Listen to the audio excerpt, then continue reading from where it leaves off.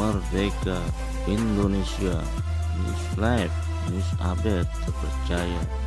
Klik subscribe. Assalamualaikum warahmatullahi wabarakatuh. Waalaikumsalam warahmatullahi wabarakatuh. Saya sore ini bersama Mbak Jente ini Purnawirawan Samsujalal. Beliau adalah mantan dan Puspom Abri. dan Puspom Abri waktu ya Pak ya, dan Puspom Abri waktu itu ya. Baik Pak Samsujalal, ini ada beberapa pertanyaan sebetulnya yang disampaikan kepada Bapak. Ini adalah kita sudah konferensi pers yang kedua Pak. Ya. Nah, dan Forum Purnawirawan ini sudah melayangkan surat yang kedua ke DPR. Tapi sepertinya respon DPR ini seperti main-main, saya melihat Pak. Begitu pentingnya surat ini dan begitu pentingnya tanda tangan surat itu, tapi sepertinya diabaikan begitu saja Pak. Sampai akhirnya yang kedua ini disampaikan, saya nggak tahu yang ketiga. Nah, seandainya Pak, ini juga direspon tidak dengan sungguh-sungguh Pak. Apa upaya dari Forum Purnawirawan Pak? Nggak ada, seperti sampai Pak Narko tadi. DPR itu apa? Dewan Pengawasan Rakyat. Dewan itu kan bukan dewan perwakilan rakyat, tapi dewan perwakilan partai-partai ya. Nah itu yang nggak benar. Jadi makanya apa yang disampaikan oleh Pak ini tadi, bahwa nanti kita akan duduki itu DPR. Tidak ada lagi itu caranya yang praktis tuh.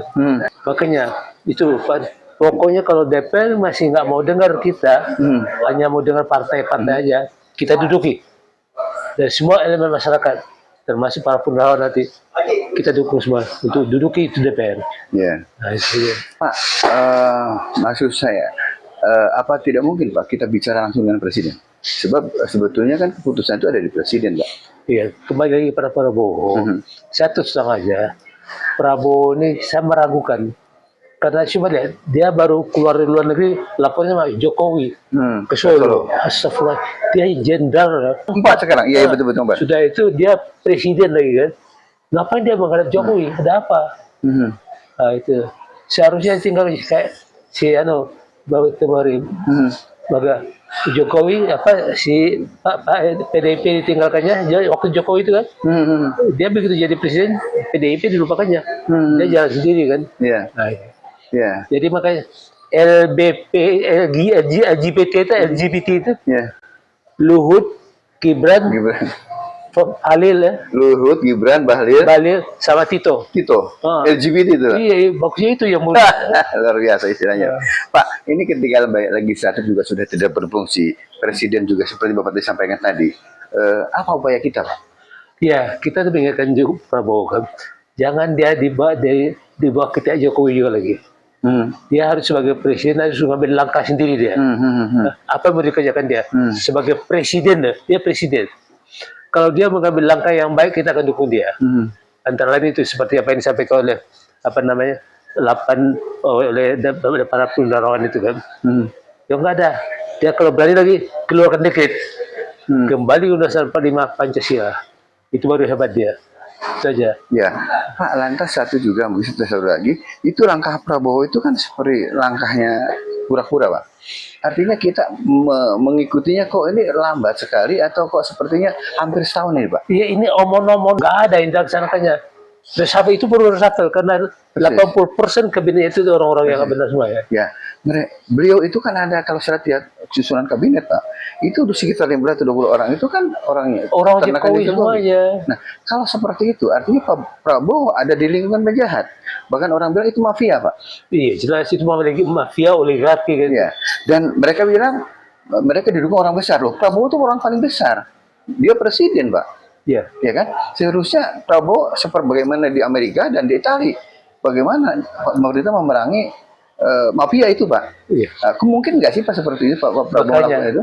Kalau dia ditingkup oleh mafia-mafia itu, orang-orang biadab itu, makanya dia nggak bisa lepas lagi. Kecuali dia punya semangat itu, sebagai patriot, sebagai perang melawan mafia.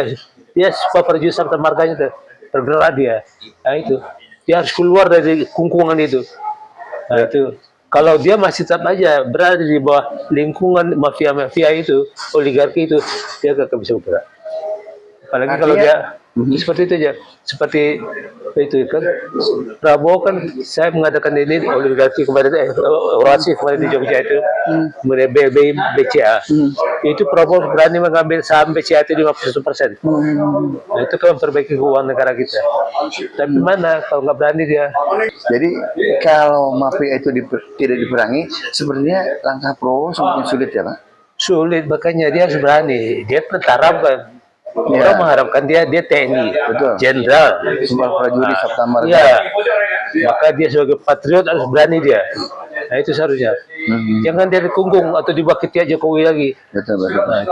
Baik Pak, pesan Pak untuk Prabowo khususnya untuk bangsa Indonesia. Pak. Prabowo, saya berharap Prabowo ambil langkah yang terbaik untuk menyelamatkan NKRI ini. Nah, jangan NKRI ini jadi rusak gara-gara Jokowi. Tapi kalau kau mau bertindak, berarti kamu paksa turunkan juga nanti. Itu aja. Baik Pak Samsul, terima kasih banyak ini. Iya, Ya, semoga ini bermanfaat untuk bangsa Indonesia. Iya. Direktur Pak Hadiah, Assalamualaikum warahmatullahi wabarakatuh. Assalamualaikum warahmatullahi wabarakatuh. Waalaikumsalam warahmatullahi wabarakatuh. Sore hari ini saya dengan Pak Dwi Cahyo Suarsono, beliau adalah mantan Hakim Agung ad hoc periode 2007-2022. Jadi 15 tahun Pak. 15 tahun. Jadi Dan Agung ad hoc. legal advisor Legal advisor FPP TNI. FPP TNI. Iya. Iya Pak, begini. Ini FPP TNI itu Forum Purnaweran Prajurit Iya. TNI ini sudah 2 kali mengirim surat Pak. Dan ini adalah konferensi pers kedua. Ya. Nah, tapi sepertinya respon yang pertama itu tidak sesuai dengan yang kita harapkan. Bahkan sepertinya dianggap sepele. Artinya mereka cuma alasan surat di DPR kan banyak. Ya banyak, tapi kan ada yang prioritas. Masa nggak ngerti masalah prioritas? Nah, akhirnya timbullah konferensi yang kedua ini, Pak. Kalau sampai surat yang kedua ini sampai, terus lantas juga berakhir dengan seperti ini, Pak. Apa yang akan dilakukan kira-kira oleh para purnawira dan prajurit TNI ini, Pak? Ya, baik. Terima kasih, Pak. Jadi gini, ketika kita mau bersurat ke DPR, atau kita mau membuat satu gerakan pemakzulan Gibran, kami datang ke Pak Tri Sutrisno, Betul. minta pendapat, sekaligus mohon izin, ya, karena beliau pada waktu itu kan juga ikut menandatangani mengetahui 8 poin tuntutan, Betul. 8 poin deklarasi. Iya. Nah, kami tidak ingin meninggalkan beliau tentunya kan di dalam bersurat pada waktu itu ke DPR. Saran beliau memang sangat bagus dan kami mengapresiasi saran Pak Tri. Kita harus melakukan secara konstitusional. Betul. Jadi jangan serampangan lah gitu. Oleh karena itu, kami memikirkan apa yang disampaikan oleh Pak Tri Sutrisno, bahwa kita harus melakukan secara konstitusional. Baik, akhirnya kami membuatlah surat ke DPR pada waktu itu. Kami membuat surat ke DPR, surat yang pertama, terus kemudian kami tunggu sampai 1 bulan ini ya lebih. Betul. Tidak ada respon sama sekali dari DPR. Memang benar, tidak ada respon sama sekali. Betul. Hanya omon-omon aja, ya, seperti yang disampaikan Mbak Puan dan Dasko. Ya. Itu hanya omon-omon aja, ternyata memang tidak ditindaklanjuti. Kemudian kami berpikir kan, ini harus kami coba untuk melakukan langkah kembali dengan cara mengirim surat yang kedua, gitu. Nah, akhirnya kita rapat, kemudian kita buat konsepnya yang akan kita kirim, tentu tidak sama dengan surat yang pertama, surat yang kedua ini, seperti tadi yang saya bacakan di pertemuan tadi, di konvers tadi ya. Nah, suratnya seperti itu. Tentu kami berharap dengan kebetulan surat saya sendiri yang mengantar, dan Dan kemudian tentu saya berharap dengan surat kedua ini yang isinya sedikit agak tegas, Betul. gitu kan? Saya Seperti lihat, yang saya betul. bacakan tadi, Tadi, betul. agak tegas. Ya kita berharap DPR merespon surat kami yang kedua ini, gitu. Tetapi kita tentu punya batas waktu. DPR adalah wakil rakyat. Betul. Para purnawirawan pun sudah sebagai rakyat, sudah bukan sebagai TNI, sudah statusnya sebagai rakyat. Dan sekaligus melihat aspirasi rakyat yang perlu didengar oleh para purnawirawan tersebut.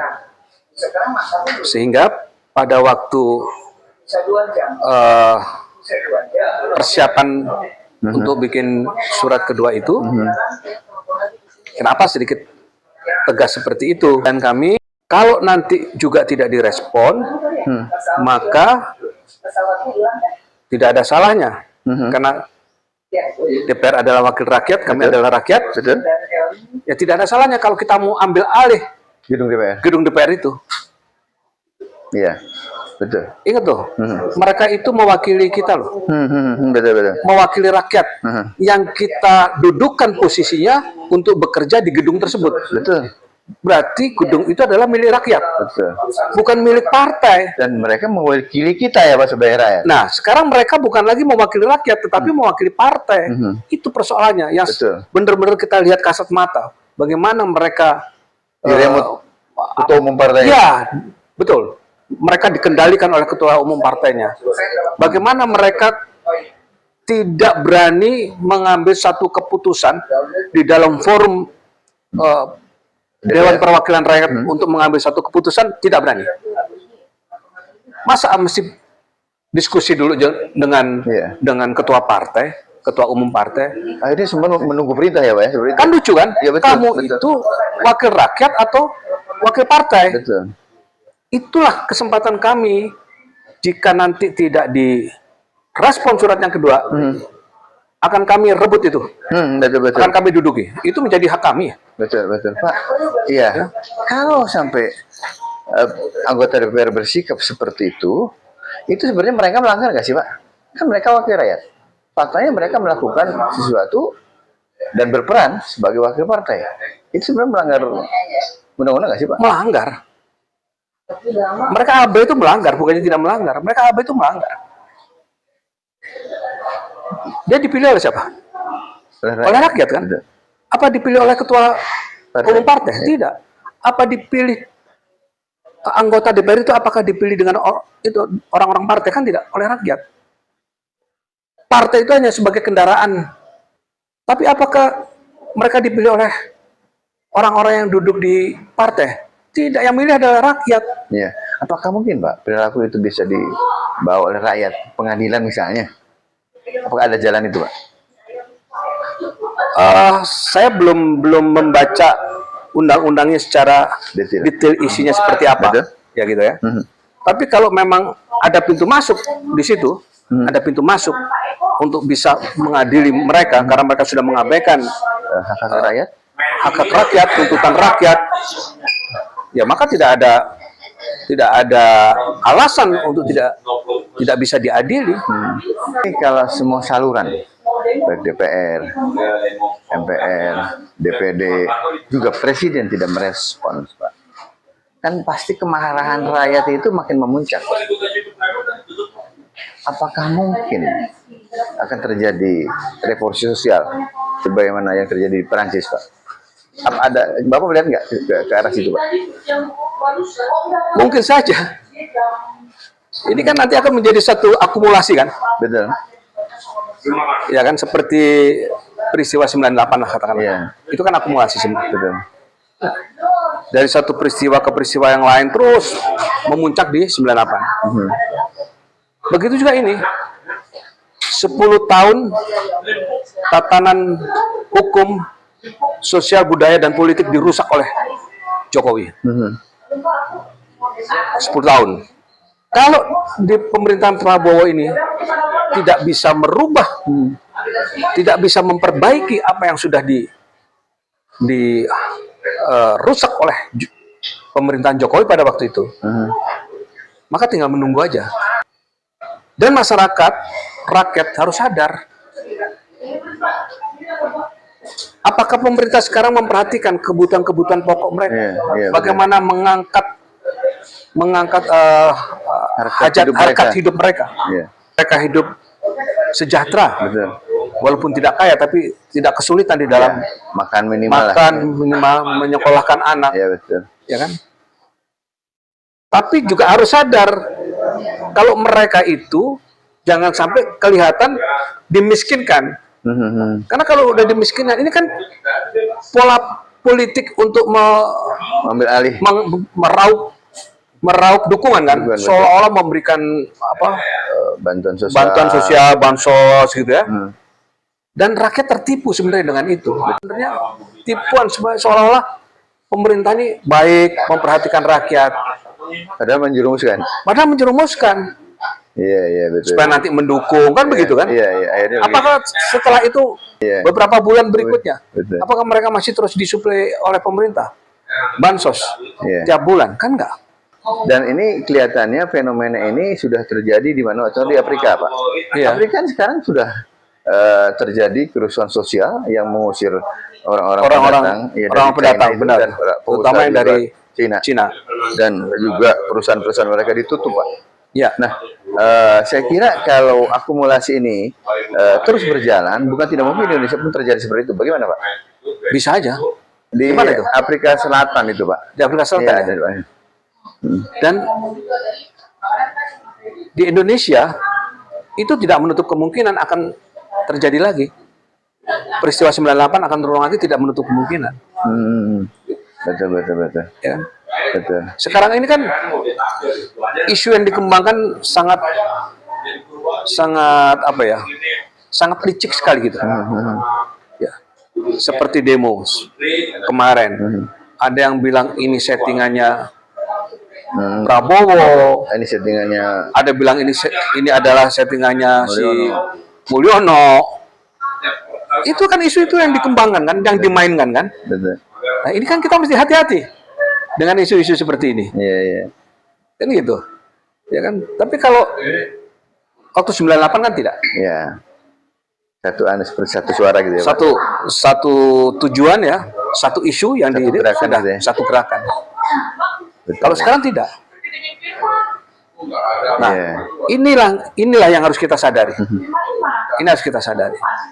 Kembali lagi ke tadi fungsi DPR. Kalau fungsi DPR ini benar-benar berjalan dengan baik, tugas DPR ini benar-benar dijalankan dengan baik sebagai wakil rakyat, maka persoalan-persoalan bangsa ini akan terselesaikan. Betul. Tapi kalau dia hanya memikirkan perutnya aja, golongannya aja, partainya aja, masa bodoh dengan masyarakat, masa bodoh dengan rakyat, ya tinggal tunggu tanggal mainnya. Betul. Ya kan? Iya. Kalau sampai nanti terjadi gerakan revolusi sosial, katakanlah ya. Iya. Ya siap-siap aja menanggung risikonya. Iya. Pak, ini satu lagi, Pak, yang saya ingin tanyakan. Mungkin Bapak ada pesan untuk Pak Prabowo, karena saya melihat, Pak, DPR, DPD, MPR seperti itu, kokoh mereka itu, seperti tidak ada apa-apa. Nah, sebetulnya decision maker dari semua ini adalah Presiden, Pak. Ya, keinginan Pak Presiden pasti direspon sama DPR, MPR, dan DPD. Nggak mungkin nggak direspon. Apa harapan Bapak kepada Pak Prabowo? Ya, harapan saya tentu sebagai, ya sekaligus saya mewakili FPP TNI ya. Iya, betul. Tentu saya berharap, sekaligus juga mewakili rakyat, tentu saya berharap Pak Prabowo ini berani mengambil sikap yang tegas. Jadi tidak lagi berada di bawah cengkeraman Jokowi. Dia harus bisa melepaskan diri, menampilkan diri sebagai inilah Prabowo sesungguhnya. Klik like, subscribe, komen, dan share.